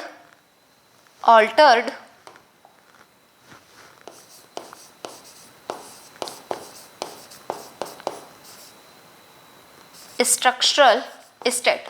ऑल्टर्ड स्ट्रक्चर स्टेट का मतलब यही होता है, ऑल्टर्ड स्ट्रक्चरल स्टेट का मतलब होता है कि ऑल्टर्ड स्ट्रक्चरल स्टेट का मतलब होता है अनस्टेबल स्ट्रक्चर्स हैं। क्यों है अनस्टेबल? क्योंकि यहाँ पे जो है एनर्जी रिच है और ये क्या है, अनस्टेबल है।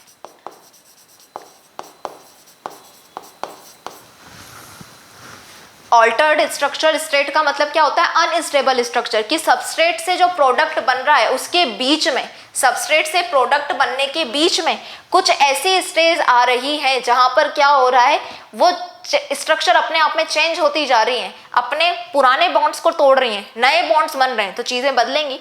भाई तुम सुबह से शाम तक एक जैसी शक्ल में तो नहीं रहते हो ना, मुंह धोते हो तो चीजें, शक्ल तुम्हारी चेंज होती है मुंह धोने के बाद में, यानी कि सबस्ट्रेट का प्रोडक्ट को चेंज करने से पहले कुछ नए बॉन्ड्स, पुराने बॉन्ड्स टूट रहे हैं, नए बॉन्ड्स बन रहे हैं, इसको हम बोलते हैं अनस्टेबल स्ट्रक्चर बीच में आती है, यानी कि कुछ कॉम्प्लेक्स बनते हैं यहाँ पर, ऐसे समझो। तो ये है आपकी ट्रांजिशन स्टेट के बारे में बात कर ली। एनसीईआरटी में एक डायग्राम बनाया हुआ है इसका, मैं तुम्हें डायग्राम बना के दिखाती हूँ कि कैसा डायग्राम एनसीईआरटी में आपका बना हुआ है।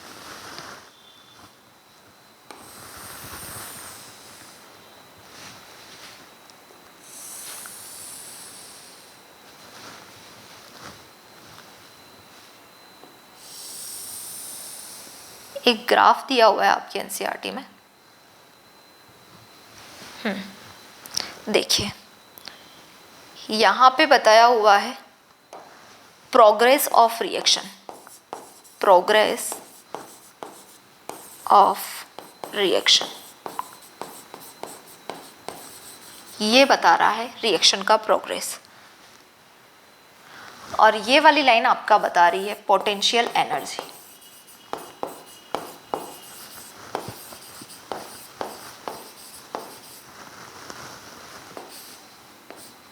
ठीक है, अब यहां पे क्या है, इमेजिन करो ये है आपका सबस्ट्रेट, ये है आपके सबस्ट्रेट की एनर्जी।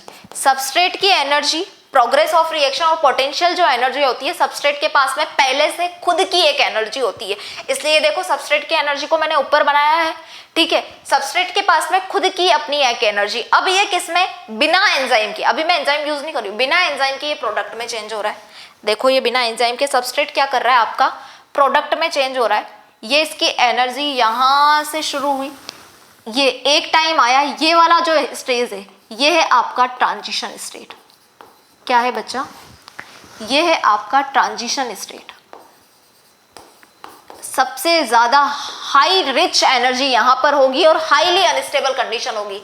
आपका सबस्ट्रेट प्रोडक्ट में चेंज हो रहा है तो पहले किस में जाएगा, ट्रांजिशन स्टेट में जाएगा। यहां पे क्या हो रहा है, यहां पे जो है आपके ओल्ड जो बॉन्ड्स थे वो ब्रेक हो रहे हैं, चेंज होएगा भाई।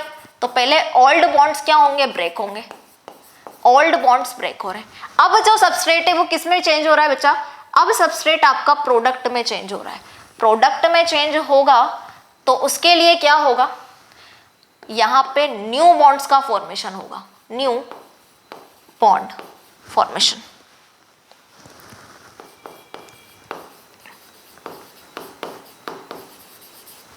अब यहां पर क्या बना है, आपका ये प्रोडक्ट बना है।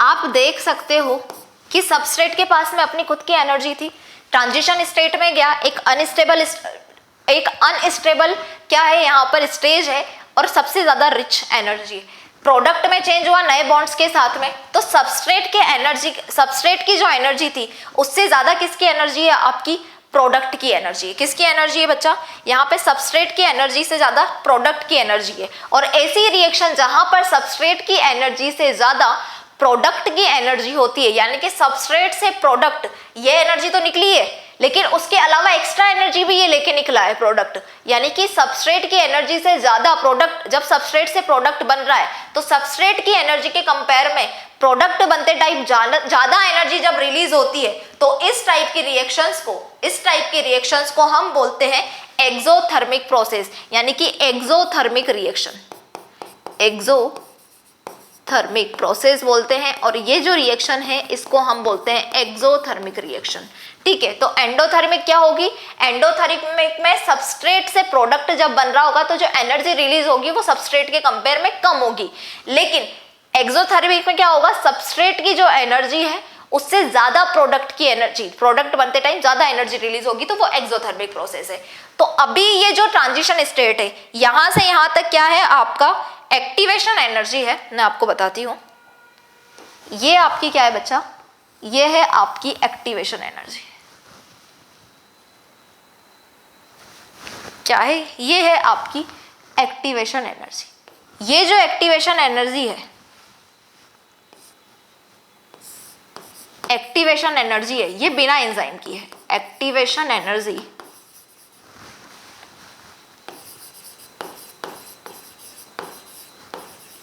Without enzyme.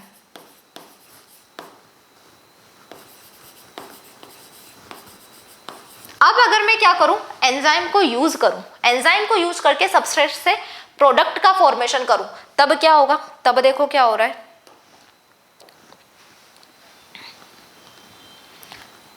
ये सबस्ट्रेट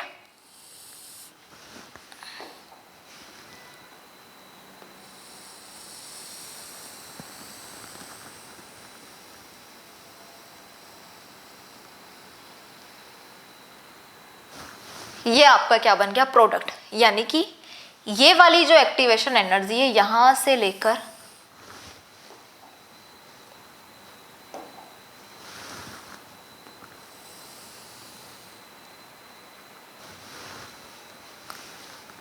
यहां तक की ये एक्टिवेशन एनर्जी है with enzyme. Activation energy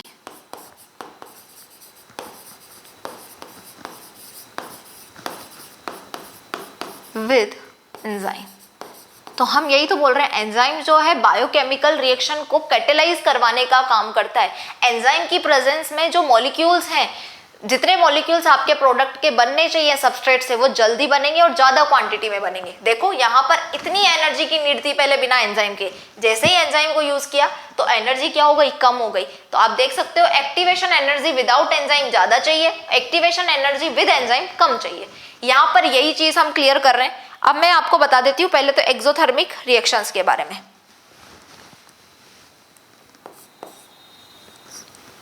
energy of product,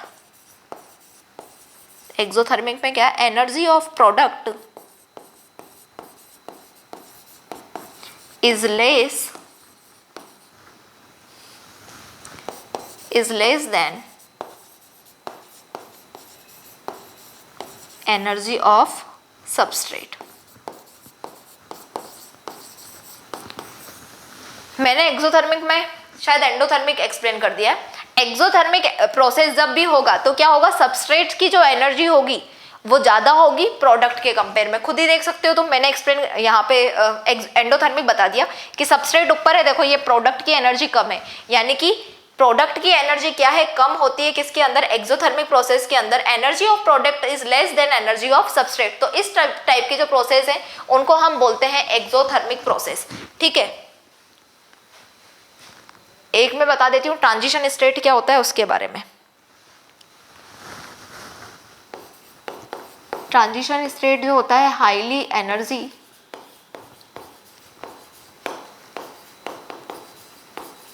highly unstable structure है,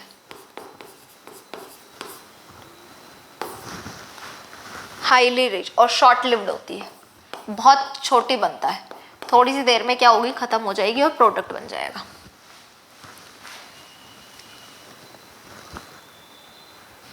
तो यहाँ पर एंजाइम जैसे अगर मैं बात करूँ तो एग्जाम में आपका ऐसे भी आ सकता है बच्चों, देखो ना कि ये क्या है, आपका पोटेंशियल एनर्जी है, ये प्रोग्रेस ऑफ रिएक्शन है। अब ये क्या हो रहा है आपका, ये सबस्ट्रेट है, यहाँ से ये सबस्ट्रेट है और इस सबस्ट्रेट से ये बन रहा है आपका प्रोडक्ट। तो देखो यहाँ पर सबस्ट्रेट से प्रोडक्ट बन रहा था, यानी कि सबस्ट्रेट की एनर्जी क्या है, ज्यादा है प्रोडक्ट की एनर्जी के कंपेयर में, सबस्ट्रेट की एनर्जी से प्रोडक्ट की एनर्जी कम है।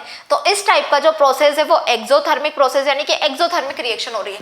यहाँ देख सकते हो कि सबस्ट्रेट की एनर्जी से ज्यादा किसकी एनर्जी है, प्रोडक्ट की एनर्जी है, यानी कि ये एग्जाम में पूछा हुआ है। यानी कि ये जो प्रोसेस है वो कौन सा प्रोसेस है बच्चा, आपका एंडोथर्मिक प्रोसेस है, एंडोथर्मिक प्रोसेस। तो ये पूछ सकता है आपसे एग्जाम में, इस तरह के क्वेश्चन आए भी हुए हैं, ये आपको पता होना चाहिए। अब इस सारी चीजों से हमने क्या देखा, हमने कुछ चीजें समझी हैं यहाँ पर, जिसको हम यहाँ डिफाइन कर देते हैं अच्छे से। एंजाइम क्या कर रहा है यहाँ पर कि एंजाइम्स इंक्रीज द, एंजाइम क्या करते हैं, enzyme increase the rate of reaction, rate of reaction को इंक्रीज करने का काम करता है आपका एंजाइम। इस डायग्राम से आप यही समझते हो, enzyme increase the rate of reaction by, कैसे इंक्रीज कर रहा है एंजाइम रेट ऑफ रिएक्शन को, लोवरिंग डाउन द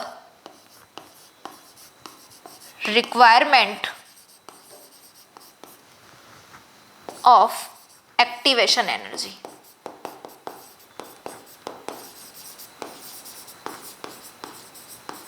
हमने इस डायग्राम से समझा है कि एंजाइम क्या कर रहा है, एक्टिवेशन एनर्जी को कम करने का काम कर रहा है।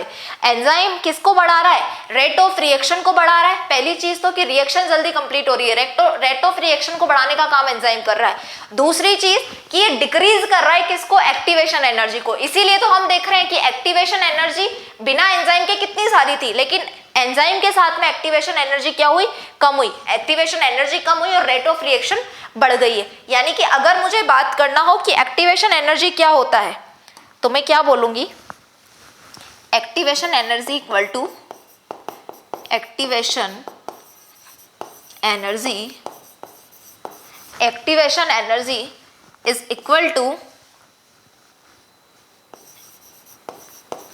किसके बराबर होती है, energy of transient state, energy of transition state.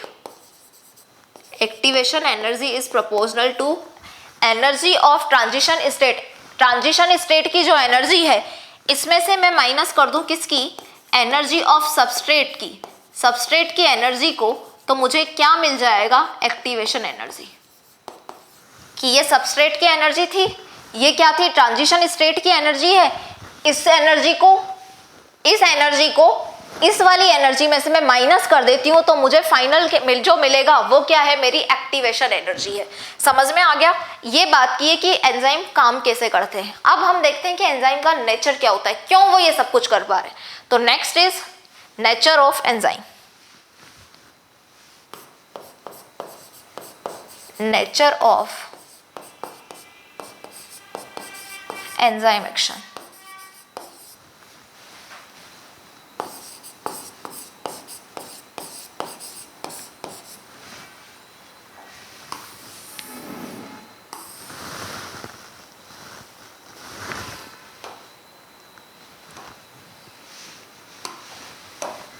हमने बात की थी कि एंजाइम सबस्ट्रेट से जुड़ेगा एंजाइम सबस्ट्रेट कॉम्प्लेक्स बनेगा, फिर ये एंजाइम सबस्ट्रेट कॉम्प्लेक्स जो है ये एंजाइम प्रोडक्ट कॉम्प्लेक्स बनाएगा।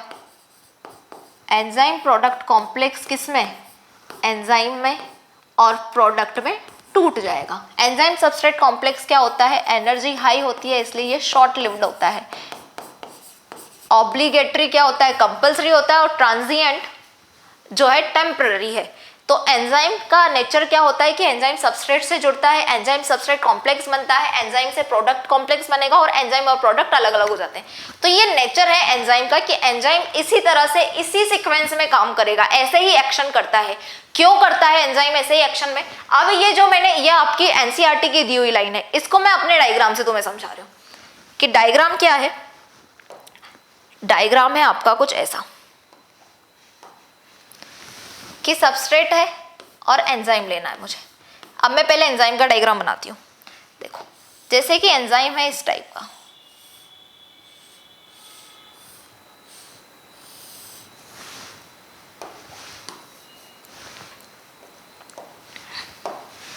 ये एंजाइम है मेरा, ठीक है। अब आपका सबस्ट्रेट कुछ ऐसा है,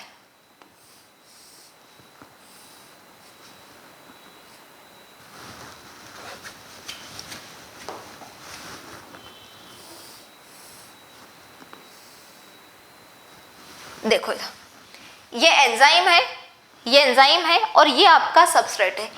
जो एंजाइम के एक्टिव साइट है उससे मिलते जुलते सबस्ट्रेट का जो शेप है उससे मिलता जुलता है, लेकिन एग्जैक्टली मिलता जुलता नहीं है। क्या बोला है मैंने? कि जो सबस्ट्रेट का शेप है वो मिलता जुलता है एंजाइम के एक्टिव साइट से, लेकिन एग्जैक्टली एंजाइम के एक्टिव साइट जैसा नहीं है। समझ रहे हो ये चीज? तुम समझ रहे हो, मुझे पता है। अब देखो, अब क्या होगा, ये डायग्राम बना रहे हैं हम। तो अब ये जुड़ेगा एंजाइम सबस्ट्रेट, एंजाइम और सबस्ट्रेट ले लिया मैंने, एंजाइम सबस्ट्रेट कॉम्प्लेक्स बन रहा है, ठीक है।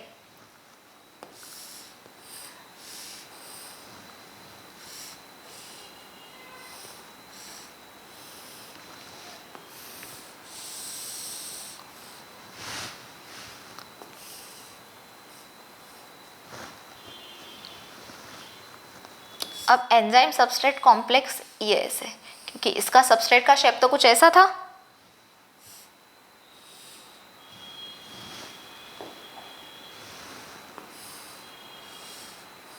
ये जुड़ने की कोशिश कर रहा है, ये ऐसे, ठीक है। अब एंजाइम सबस्ट्रेट कोशिश कर रहा है जुड़ने की, अब एग्जैक्टली शेप तो नहीं है, तो अब क्या करेगा एंजाइम कि भाई एंजाइम का जो एक्टिव साइट था वैसा मिलता जुलता सबस्ट्रेट का शेप था, लेकिन एग्जैक्टली शेप सेम नहीं था। अब एंजाइम सबस्ट्रेट कॉम्प्लेक्स बन रहा है, यानी कि एंजाइम सबस्ट्रेट से जुड़ने की कोशिश कर रहा है। जब एंजाइम सबस्ट्रेट कॉम्प्लेक्स बनता है, एंजाइम सबस्ट्रेट से जुड़ रहा होता है, तो एंजाइम को पता होता है कि मेरा शेप एग्जैक्टली वैसा नहीं कि सबस्ट्रेट के शेप में घुस जाए मेरे एक्टिव साइट। अब एंजाइम क्या करेगा, अपनी थोड़ी सी शेप, एंजाइम जो एक्टिव साइट है उसका शेप जो है वो थोड़ा सा चेंज करने की कोशिश करेगा। जैसे ही थोड़ा सा चेंज करेगा, सबस्ट्रेट और एंजाइम एक दूसरे में घुस जाएंगे, चिपक जाएंगे लॉक एंड की तरह। तो देखिए इधर अब क्या होगा, एंजाइम ने अपने शेप में क्या किया, थोड़ा सा चेंज किया, ये शेप में चेंज किया एंजाइम ने, और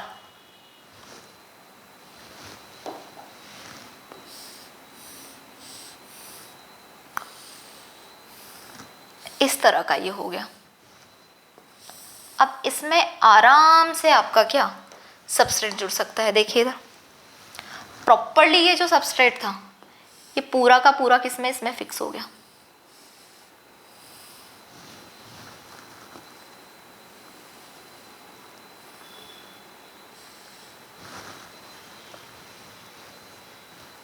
ये देखो यहाँ पर क्या हुआ, शेप में चेंज आ गया, शेप चेंज कर लिया एंजाइम ने, ठीक है। तो ये जो बना है यहाँ से यहाँ तक, ये क्या है आपका एंजाइम सबस्ट्रेट कॉम्प्लेक्स, ठीक है। अब ये जो एंजाइम आपने यूज किया, एंजाइम ये कौन सा एंजाइम था, पर ऑक्सीडेज एंजाइम, इमेजिन करो पर ऑक्सीडेज एंजाइम आपने लिया है, पर ऑक्सीडेज एंजाइम आपने लिया है। और ये जो सबस्ट्रेट है, ये सबस्ट्रेट कौन सा लिया है, H2O2, सबस्ट्रेट जो आपने लिया है ये है आपका H2O2 और एंजाइम जो है वो परऑक्सीडेज एंजाइम है। परऑक्सीडेज एंजाइम हम पढ़ेंगे नेक्स्ट लेक्चर में, सारे एंजाइम्स के टाइप पढ़ेंगे, नोमेनक्लेचर देखेंगे। परऑक्सीडेज एंजाइम क्या करता है, तोड़ने का काम करता है, बॉन्ड्स को तोड़ने का काम करता है। तो यहाँ पर एंजाइम सबस्ट्रेट कॉम्प्लेक्स में पहले तो सबस्ट्रेट घुस नहीं पा रहा था, एंजाइम ने थोड़ा सा स्ट्रक्चर में चेंज किया, यानी कि कुछ टूटा यहाँ पर और क्या हुआ, एंजाइम सबस्ट्रेट कॉम्प्लेक्स का फॉर्मेशन हो गया। अब इस एंजाइम सबस्ट्रेट कॉम्प्लेक्स के बाद में क्या होगा, आपका एंजाइम प्रोडक्ट कॉम्प्लेक्स। अब सबस्ट्रेट से कॉम्प्लेक्स बनेगा किसका, प्रोडक्ट वाला, प्रोडक्ट बनेगा भाई। अब तो ये जो था ये एंजाइम ऐसे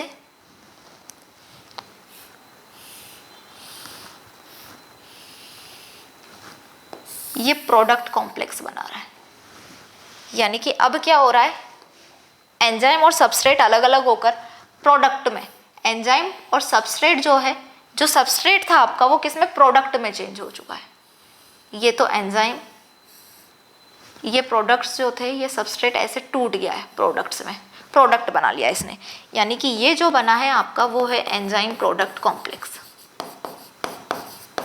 ठीक है, अब क्या होगा, एंजाइम प्रोडक्ट कॉम्प्लेक्स के बाद में एंजाइम और प्रोडक्ट अलग अलग हो जाएंगे। एंजाइम ऐसा था भाई,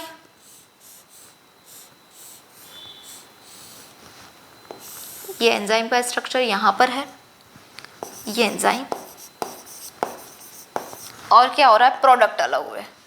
प्रोडक्ट क्या बने, H2O2, ये एंजाइम और ये प्रोडक्ट नंबर 1, ये प्रोडक्ट और ये दूसरा प्रोडक्ट आपका, ये क्या है, आपके प्रोडक्ट है। प्रोडक्ट के नाम क्या है, H2O2 लिया था हमने, तो ये O2 और ये वाटर, ये प्रोडक्ट बन गया आपका। यानी कि इस तरह से क्या होता है, एंजाइम जो है वो काम करता है, एंजाइम का नेचर होता है कि सबस्ट्रेट, एंजाइम सबस्ट्रेट से जुड़ा, पहले तो अपनी एक्टिव साइट से मिलता जुलता सबस्ट्रेट उसने ढूंढा, लेकिन प्रॉपर एग्जैक्टली सबस्ट्रेट उसमें नहीं फिट हो पा रहा था, तो उसने अपने क्या किया, स्ट्रक्चर को थोड़ा सा चेंज किया। स्ट्रक्चर को चेंज करने के बाद में एंजाइम सबस्ट्रेट कॉम्प्लेक्स जो है ढंग से बन गया, सबस्ट्रेट ढंग से घुस गया उसके अंदर, यहाँ पे कुछ बॉन्ड्स टूट गए, पुराने बॉन्ड टूटे, पुराने बॉन्ड टूटने के बाद में नए बॉन्ड यहाँ पर बने, नए बॉन्ड बनते ही सबस्ट्रेट जो था वो प्रोडक्ट में चेंज हो गया। ये जो कॉम्प्लेक्स बना ये एंजाइम प्रोडक्ट कॉम्प्लेक्स है, और एंजाइम अब अलग हो जाएगा, प्रोडक्ट अलग हो जाएगा, और इस तरह से क्या करता है आपका एंजाइम फंक्शन करता है। नेक्स्ट लेक्चर में हम डिस्कस करेंगे स्टूडेंट्स एंजाइम का nomenclature, types of enzyme, enzyme के फंक्शंस, इन सब चीजों को हम बहुत अच्छे से देखेंगे। तब तक के लिए अपना ध्यान रखिए, बाय बाय गाइस, और इन नोट्स को अच्छे से पढ़ते रहिए, नोट्स बनाते रहिए और एनसीईआरटी का रीडिंग करते रहिए। काफी सारी हाइपोथेसिस आपके बहुत सारे मॉड्यूल्स में मिलेंगी आपको, लेकिन वो इंपॉर्टेंट नहीं है, आपको सिर्फ एनसीईआरटी के बेस्ड पर जितनी चीजें दी गई हैं वो बहुत अच्छे से करना है। सो गाइस, तब तक के लिए अपना ध्यान रखो, बाय।